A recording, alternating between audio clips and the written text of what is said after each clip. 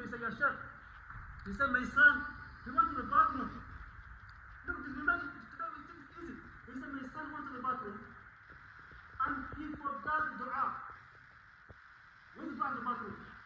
اللهم إني أعوذ بك من الخبث والخبائث. Oh Allah, I'm asking protection as a thing from the jinn and the man jinn and the woman you see in the bathroom. My brothers, there's a shayateen, jinn and ins in the bathroom. Why people they're getting like infection from their belly, where they pee. They cannot pee, they have a pee problem. They have put a tooth there. So think on the way out.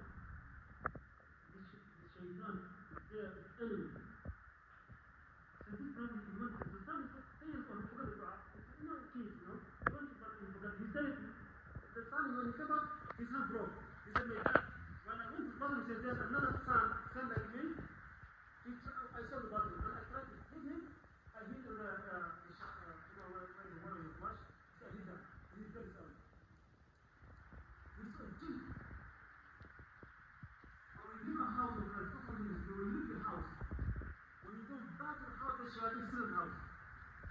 That's dua. We leave when we go back to the house. Bismillah wa rajana.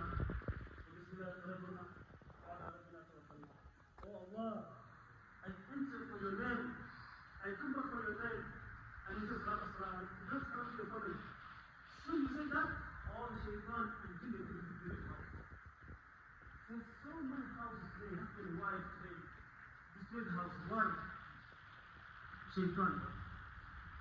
Shaitan is our enemy. Allah said, "Inna shaytanakum adu." Allah said this.